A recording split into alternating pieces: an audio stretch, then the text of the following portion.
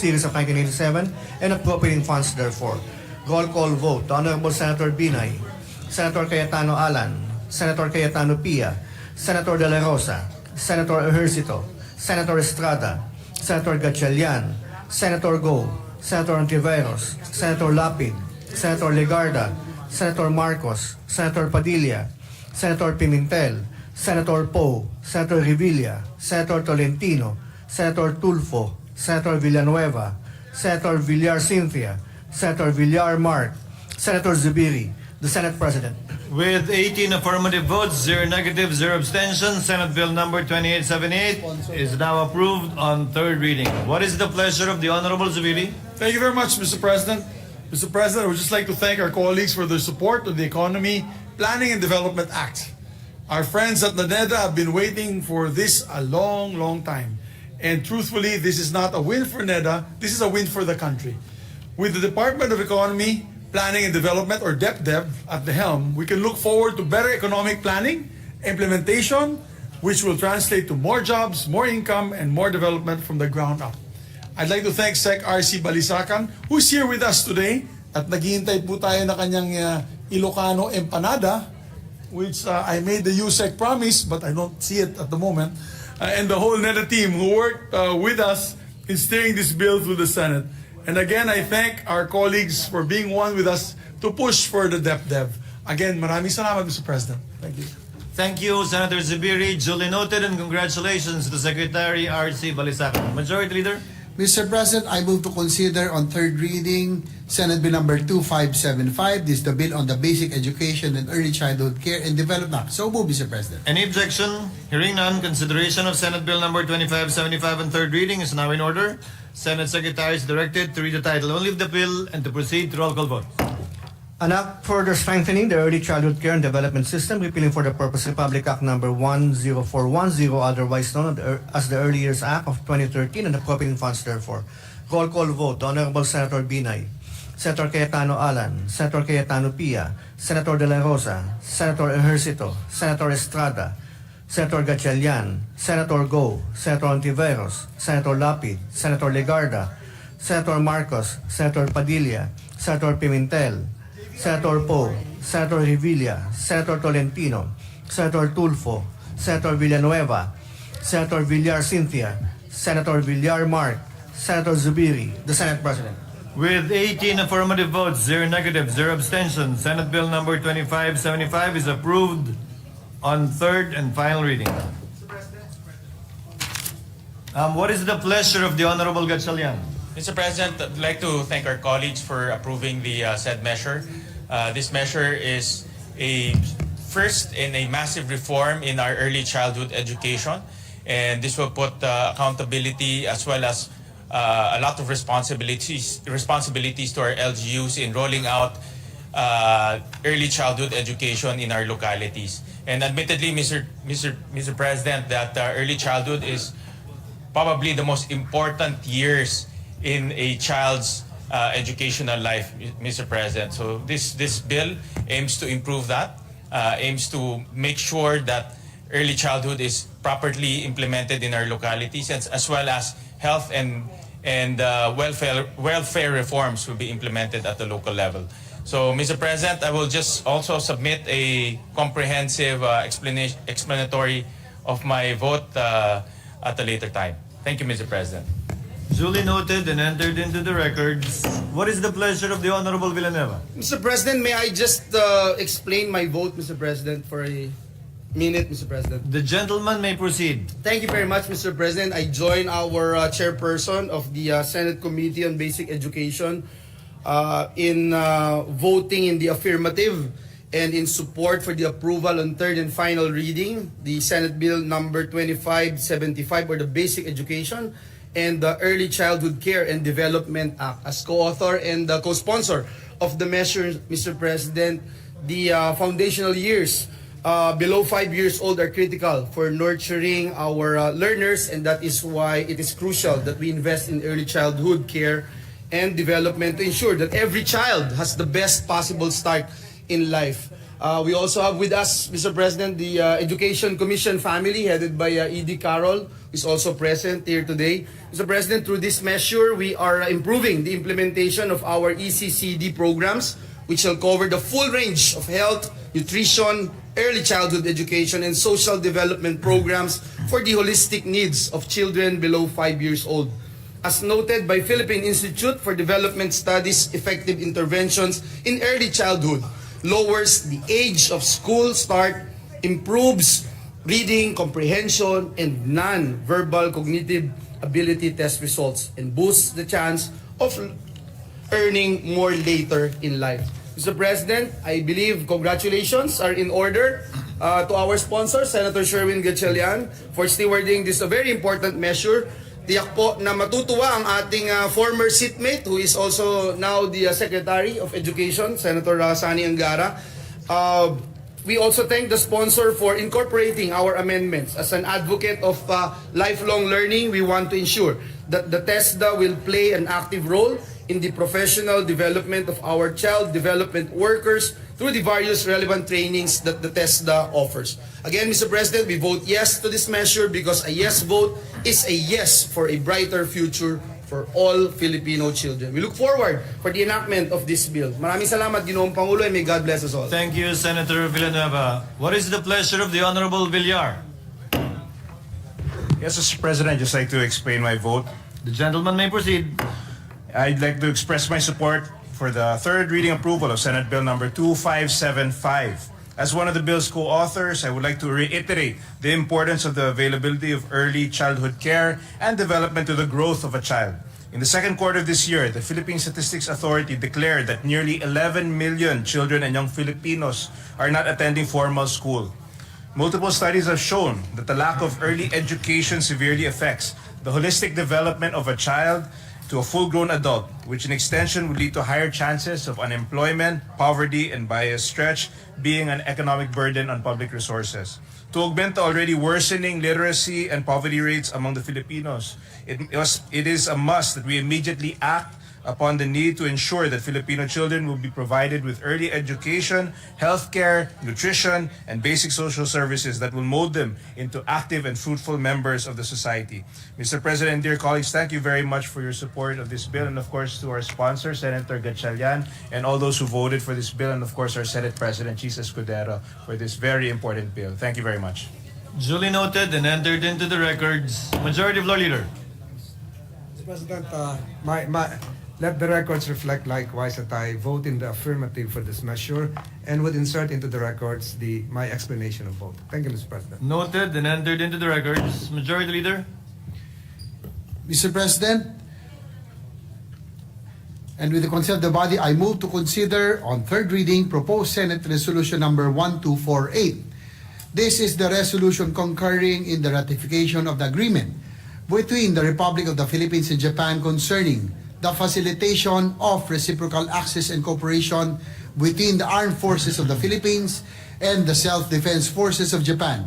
The printed copies of the resolution were electronically distributed to the members on December 10, 2024 in compliance with the 3-day rule under Rule 36, Section 101 of the Rules of the Senate. So moved, Mr. President.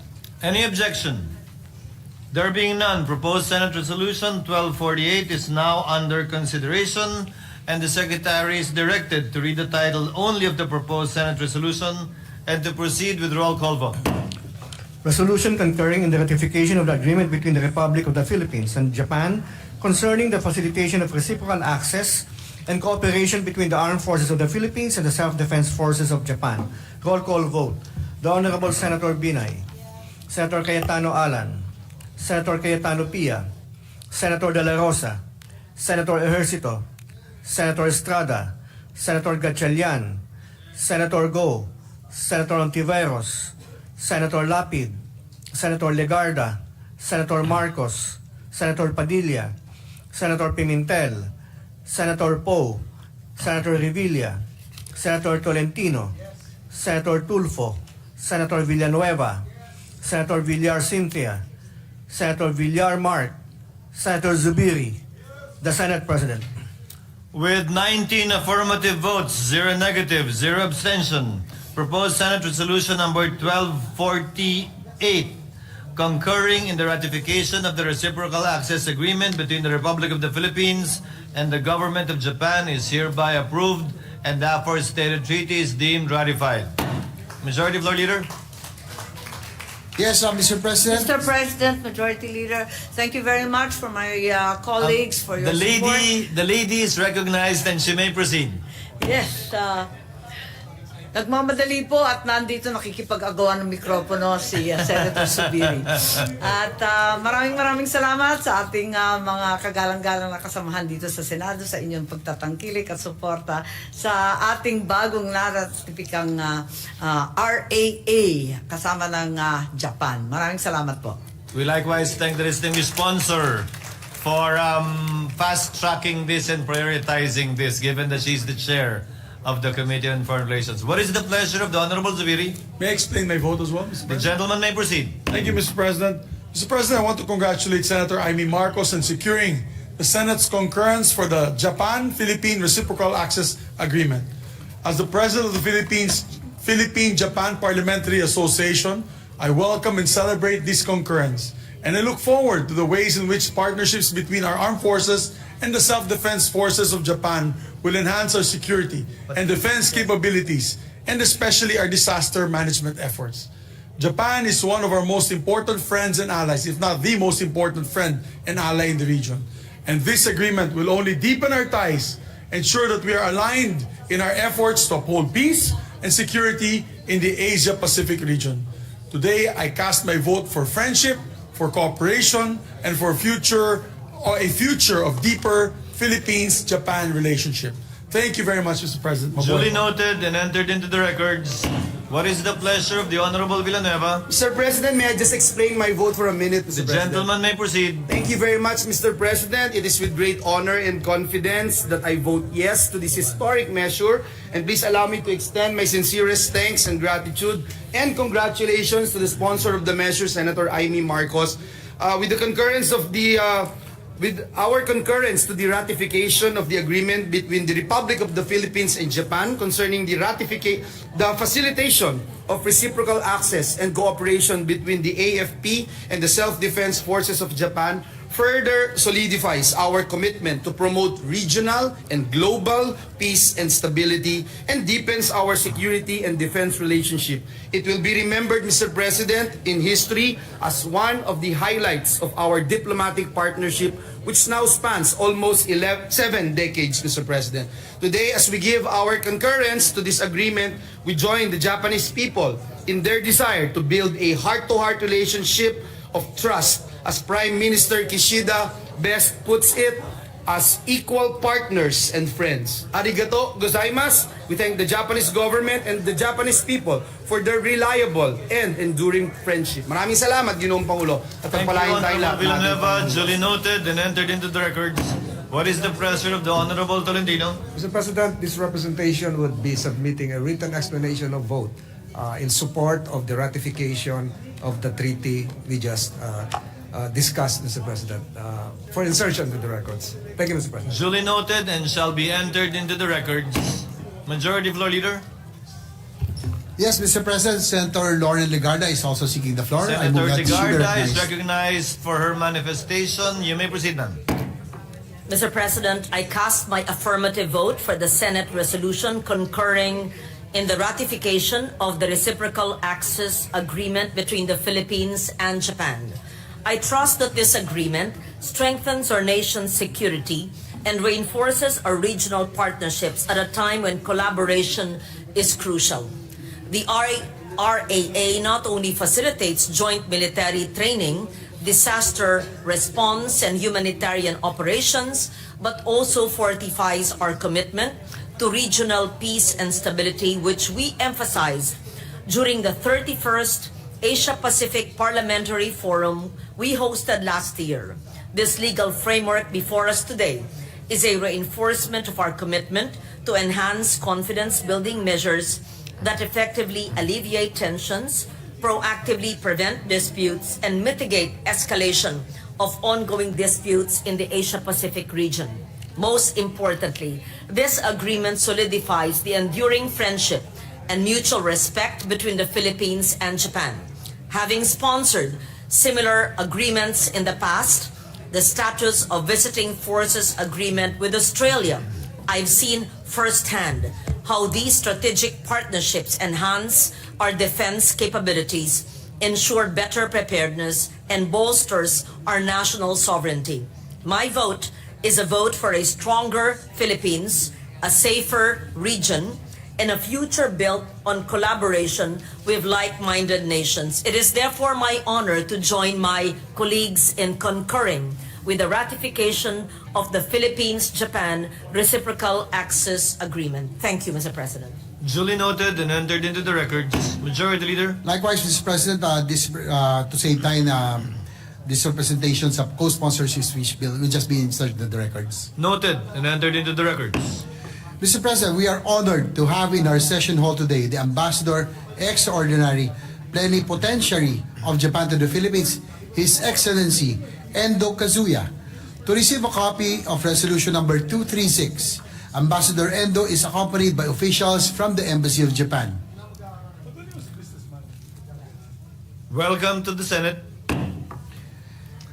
Mr. President, may I now move for a few minutes suspension to allow Ambassador Endo to accept a copy of the resolution from the Senate President at the rostrum. Also, I ask our colleagues to join the Senate President and the Ambassador. May I also invite our special guests, the Secretary of National Defense and the Secretary of Foreign Affairs, to join us at the rostrum for the group photo. Session is suspended and the aforementioned dignitaries are requested to ascend at the rostrum to receive a copy of the resolution.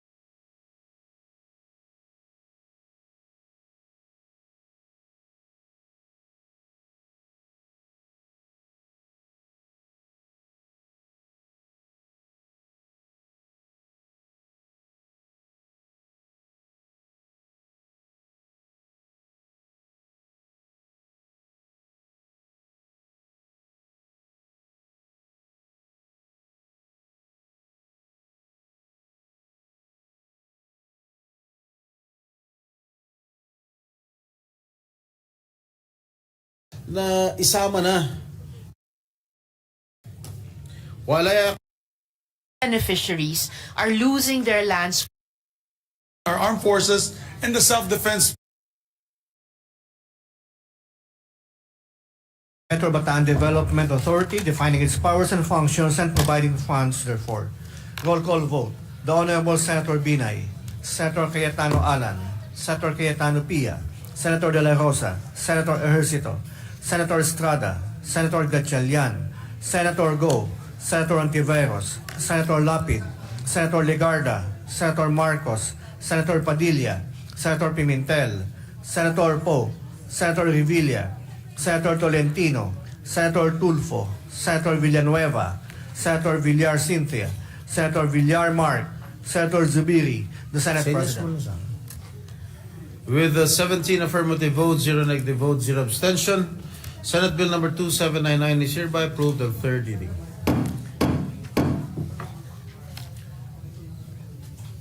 Majority Leader. Mr. President, as chairperson of the Committee on Local Government and principal sponsor of Senate Bill number 2799 or the Metro Bataan Development Authority Act, this representation would like to clarify that the principal author of the measure is our Majority Leader, Senator Francis Tolentino, being the first to file Senate Bill number 2106. For this reason, may we respectfully request that the Secretary reflect this correction in the third reading copy of the Senate Bill number 2799. The manifestation of the Majority Leader is hereby noted. Mr. President, I move to consider on third reading Senate Bill number 1273. This is the bill on the Muslim Filipinos, Indigenous Peoples, and other denominations' access to the Public Cemeteries Act. So move, Mr. President. Any objection? Hearing none, consideration of Senate Bill 1273 on third reading is now in order. The Secretary is directed to read the title of the bill and proceed with the roll call vote. An act recognizing the proper burial of Muslim Filipinos, indigenous peoples, and other denominations, providing for appropriate burial grounds in public cemeteries, appropriating funds therefore, and for other purposes.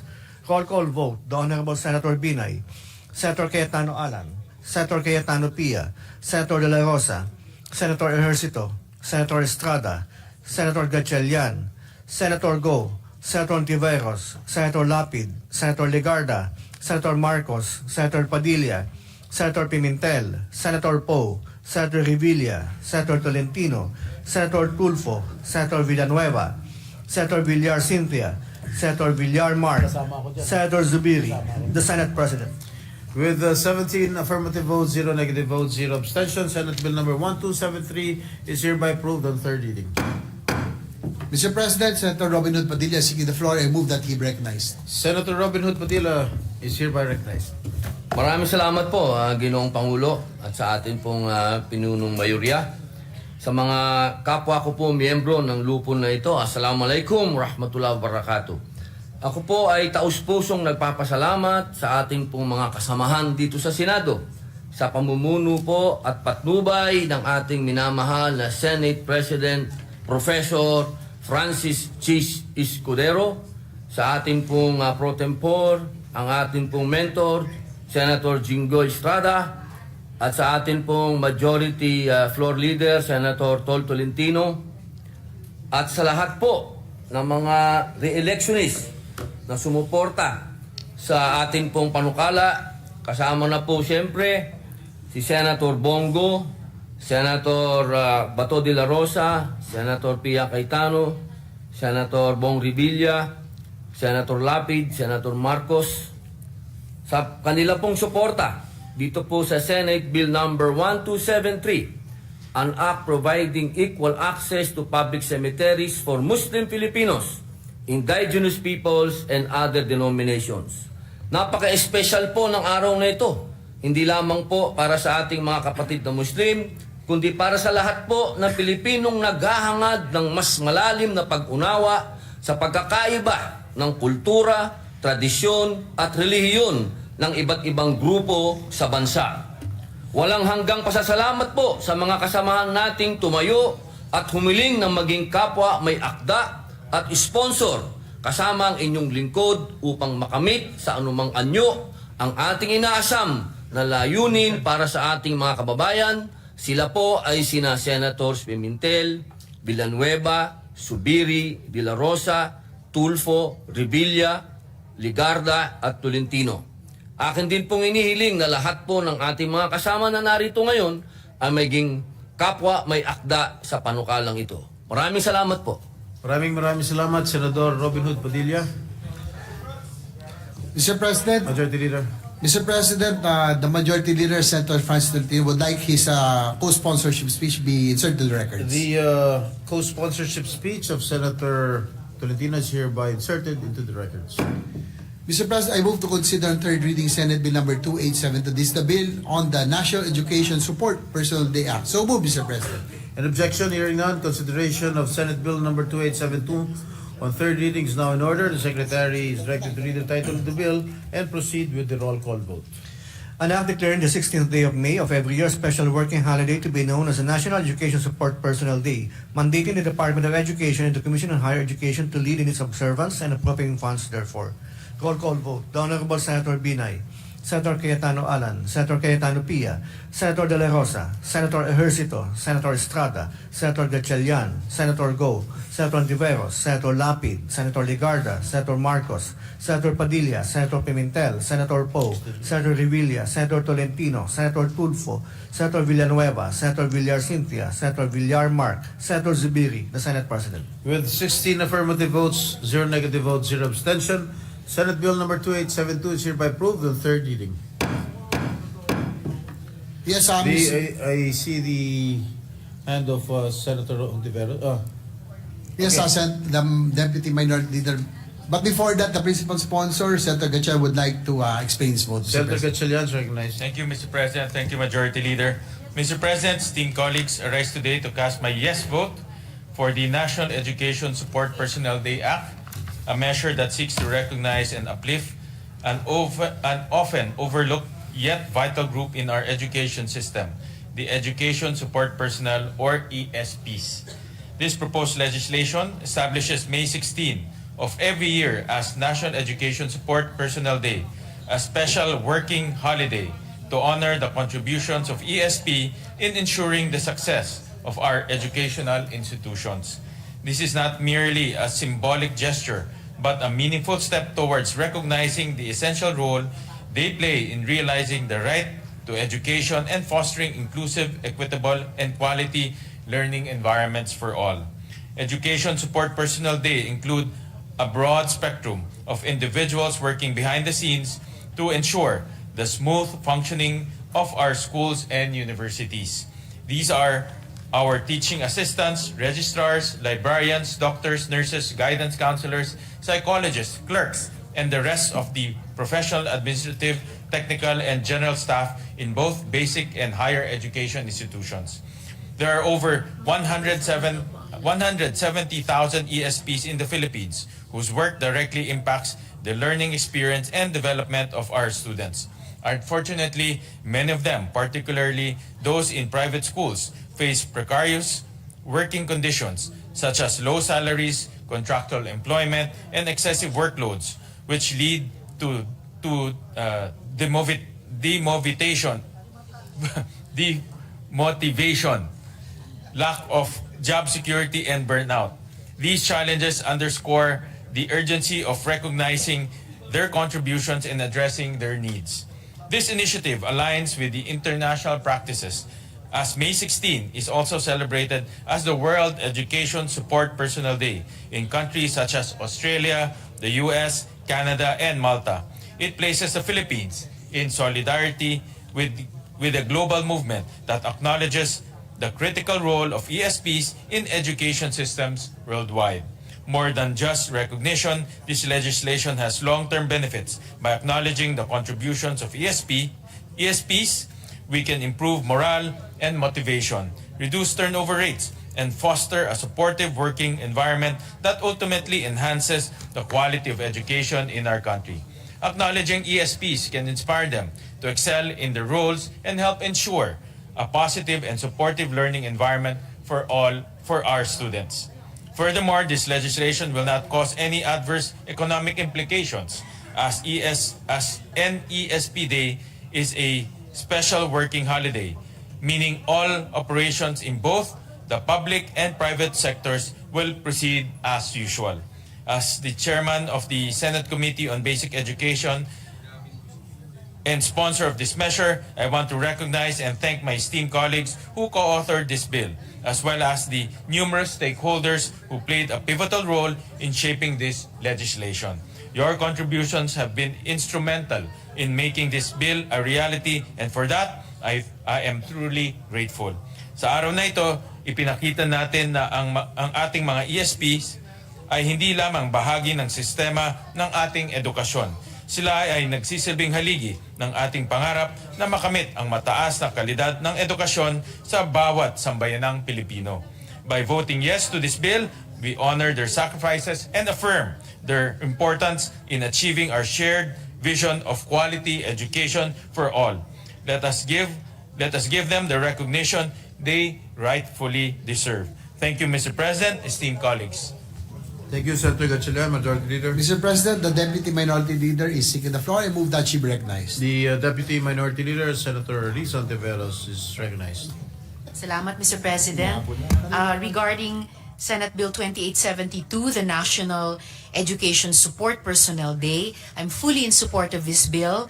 And with the kind indulgence of the body, I wish to be made co-author. Salamat po, Mr. President. The manifestation of Senator Riza is hereby noted. Majority Leader. Mr. President, I move to consider on third reading Senate Bill number 2252. This is the bill on the Pawai Lake Protected Landscape. So move, Mr. President. An objection, hearing none. Consideration of Senate Bill number 2252, third reading is in order. The Secretary is directed to read the title of the bill and proceed with the roll call vote. An act declaring a parcel of land located in municipality of Pawai in the province of Ilocos Norte, a protected area with the category of protected landscape under the National Integrated Protected Area System, to be referred to as the Pawai Lake Protected Landscape, providing for its management and appropriating funds therefore. Roll call vote. The Honorable Senator Binay, Senator Cayetano Alan, Senator Cayetano Pia, Senator De La Rosa, Senator Ejercito, Senator Estrada, Senator Gatchalian, Senator Go, Senator Ontiveros, Senator Lapid, Senator Ligarda, Senator Marcos, Senator Padilla, Senator Pimentel, Senator Poe, Senator Revilla, Senator Tolentino, Senator Tulfo, Senator Villanueva, Senator Villar Cynthia, Senator Villar Mark, Senator Zubiri, the Senate President. With 14 affirmative votes, 0 negative votes, and 0 abstention, Senate Bill number 2252 is hereby approved on third reading. Mr. President, I move to consider third reading Senate Bill number 1691. This is the bill on the San Francisco Protected Landscape. So move, Mr. President. An objection, hearing none. Consideration of Senate Bill number 1691 on third reading is now in order. The Senate Secretary is directed to read the title of the bill and proceed with the roll call vote. An act declaring a parcel of land located in the municipality of San Francisco in the province of Quezon, a protected area with a category of protected landscape under the National Integrated Protected Area System, to be referred to as the San Francisco Protected Landscape, providing for its management and appropriating funds therefore. Roll call vote. The Honorable Senator Binay, Senator Cayetano Alan, Senator Cayetano Pia, Senator De La Rosa, Senator Ejercito, Senator Estrada, Senator Gatchalian, Senator Go, Senator Ontiveros, Senator Lapid, Senator Ligarda, Senator Marcos, Senator Padilla, Senator Pimentel, Senator Poe, Senator Revilla, Senator Tolentino, Senator Tulfo, Senator Villanueva, Senator Villar Cynthia, Senator Villar Mark, Senator Zubiri, the Senate President. With 15 affirmative votes, 0 negative votes, 0 abstention, Senate Bill number 1691 is hereby approved on third reading. Majority Leader. Mr. President, I move to consider third reading Senate Bill number 1725. This is the bill on the Alibihaban Protected Landscape and Seascape. So move, Mr. President. An objection, hearing none. Consideration of Senate Bill number 1725 on third reading is now in order. The Secretary is directed to read the title of the bill and proceed with the roll call vote. An act declaring a parcel of land located in the municipality of San Andres in the province of Quezon, a protected area with the category of protected landscape and seascape under the National Integrated Protected Area System, to be referred to as the Alibihaban Protected Landscape and Seascape, providing for its management and appropriating funds therefore. Roll call vote. The Honorable Senator Binay, Senator Cayetano Alan, Senator Cayetano Pia, Senator De La Rosa, Senator Ejercito, Senator Estrada, Senator Gatchalian, Senator Go, Senator Ontiveros, Senator Lapid, Senator Ligarda, Senator Marcos, Senator Padilla, Senator Pimentel, Senator Poe, Senator Revilla, Senator Tolentino, Senator Tulfo, Senator Villanueva, Senator Villar Cynthia, Senator Villar Mark, Senator Zubiri, the Senate President. With 15 affirmative votes, 0 negative votes, 0 abstention, Senate Bill number 1725 is hereby approved on third reading. Majority Leader. Mr. President, I move to consider on third reading Senate Bill number 355. This is the bill on the Taklong and Tandog Group of Islands Natural Park, So moved, Mr. An President. objection? Hearing none, consideration of Senate Bill number 355 on third reading is now in order. The Secretary is directed to read the title of the bill and proceed with the roll call vote. An act declaring a parcel of land located in the municipality of Nueva Valencia in the province of Guimaras, a protected area with a category of natural park under the National Integrated Protected Area System to be referred to as the Tacloban and Tandog Group of Islands Natural Park, providing for its management and appropriating funds therefore. Roll call vote.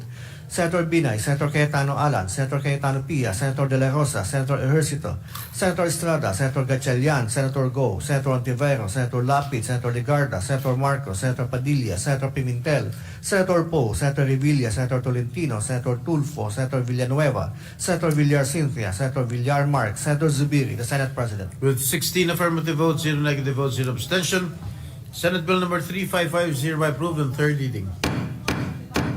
Majority Leader. Mr. President, I move to consider on third reading Senate Bill number 2614. This is the bill on the Aurora Memorial Protected Landscape. So moved, Mr. President. An objection? Hearing none, consideration of Senate Bill number 2614 on third reading is in order. The Senate Secretary is directed to read the title of the bill and proceed with the roll call vote. An act declaring a parcel of land located in the municipalities of Maria Aurora, Baler, San Luis, and Dingalan in the province of Aurora and Bongabon, province of Nueva Ecija, a protected area with the category of protected landscape under the National Integrated Protected Area System to be referred to as the Aurora Memorial Protected Landscape, providing for its management and appropriating funds therefore. Roll call vote. The Honorable Senator Binay, Senator Cayetano Alan, Senator Cayetano Pia, Senator De La Rosa, Senator Ejercito, Senator Estrada, Senator Gatchalian, Senator Go, Senator Ontiveros, Senator Lapid, Senator Legarda, Senator Marcos, Senator Padilla, Senator Pimentel, Senator Poe, Senator Revilla, Senator Tolentino, Senator Tulfo, Senator Villanueva, Senator Villar Cynthia, Senator Villar Mark, Senator Zubiri, the Senate President. With 16 affirmative votes, 0 negative votes, 0 abstention, Senate Bill number 2614 is hereby approved on third reading. Majority Leader. Mr. President, I move to consider on third reading Senate Bill number 2615. This is the bill on the Mount Sawtooth Protected Landscape. So moved, Mr. President. An objection? Hearing none, consideration of Senate Bill number 2615 on third reading is in order. The Secretary is directed to read the title of the bill and proceed with the roll call vote. An act declaring a parcel of land located in the municipalities of Mayantok and San Jose, province of Tarlac, as a protected area with the category of protected landscape under the National Integrated Protected Area System to be referred to as the Mount Sawtooth Protected Landscape, providing for its management and appropriating funds therefore. Roll call vote. The Honorable Senator Binay, Senator Cayetano Alan, Senator Cayetano Pia, Senator De La Rosa, Senator Ejercito, Senator Estrada, Senator Gatchalian, Senator Go, Senator Ontiveros, Senator Lapid, Senator Legarda, Senator Marcos, Senator Padilla, Senator Pimentel, Senator Poe, Senator Revilla, Senator Tolentino, Senator Tulfo, Senator Villanueva, Senator Villar Cynthia, Senator Villar Mark, Senator Zubiri, the Senate President. With 16 affirmative votes, 0 negative votes, 0 abstention, Senate Bill number 2615 is hereby approved on third reading.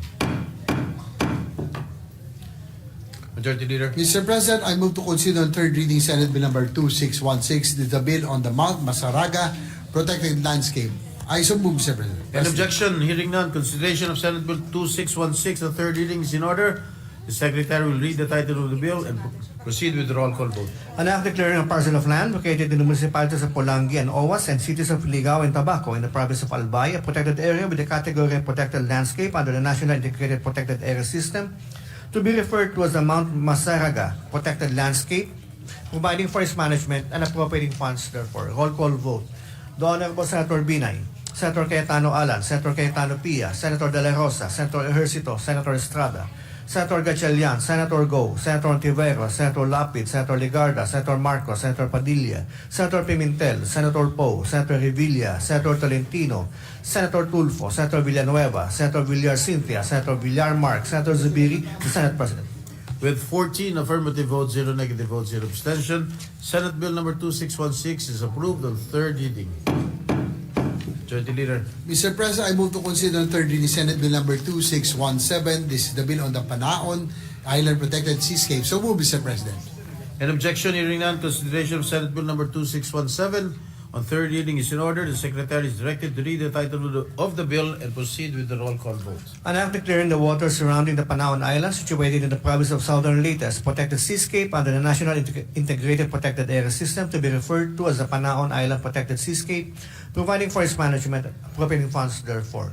Roll call vote. The Honorable Senator Binay, Senator Cayetano Alan, Senator Cayetano Pia, Senator De La Rosa, Senator Ejercito, Senator Estrada, Senator Gatchalian, Senator Go, Senator Ontiveros, Senator Lapid, Senator Legarda, Senator Marcos, Senator Padilla, Senator Pimentel, Senator Poe, Senator Revilla, Senator Tolentino, Senator Tulfo, Senator Villanueva, Senator Villar Cynthia, Senator Villar Mark, Senator Zubiri, the Senate President. With 14 affirmative votes, 0 negative votes, 0 abstention, Senate Bill number 2617 is hereby approved on third reading. Majority Leader. Mr. President, I move to consider on third reading Senate Bill number 2618. This is the bill on the Mount Gutom Protected Landscape. So move, Mr. President. An objection, hearing none, consideration of Senate Bill number 2618 on third reading is in order. The Secretary is directed to read the title of the bill and proceed with the roll call vote. An act declaring a parcel of land located in the municipalities of President Manuel A. Rojas, Katipunan, and Sergio Sumenya in the province of Zamboanga del Norte, a protected area with the category of protected landscape under the National Integrated Protected Area System to be referred to as the Mount Gutom Protected Landscape, providing for its management and appropriating funds therefore. Roll call vote.